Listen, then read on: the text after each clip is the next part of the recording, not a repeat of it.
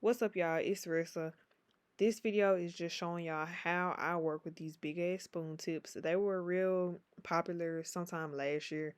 Um, Everybody and their mama was using them, but I don't know, they kind of died down.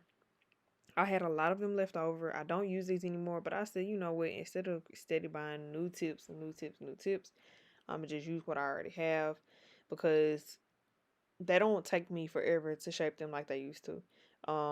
I used to put way too much thought into it. They would literally take me 40 minutes to do prep shaping.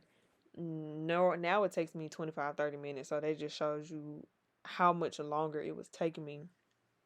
I had to make it an add-on to add an extra 20 minutes just because it would literally take me that long to initial shape these tips and towards the end just making sure they was on point underneath and stuff. But now I have gotten used to them. They don't take me as long anymore, so I said let me go ahead and use these tips instead of buying more tips. So the biggest tip I can give you is cut the damn sides. Cut as much as you can off. Cut these sides. I feel like when I first used them the first time, I wasn't cutting enough. Cut the sides, then go in with your file or your drill. You will, yeah, cut the sides. And I didn't even have to cut that much off. But sometimes when you're using the bigger sizes, it'll just get wider and wider and wider. Y'all seen from the pictures how wide them tips get. Go ahead and cut the sides, make your life easier. I feel like when you first start using these type of tips, it can feel like you're gonna cut too much.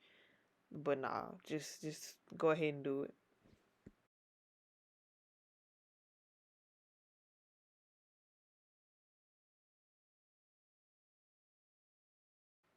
And yeah, that's pretty much the key to these tips. When in doubt, just cut the sides, y'all. And I'm just gonna let the rest of the video play through. Y'all can see in the end how I shape these tips again after acrylic. And yeah, I'm just gonna put on some music.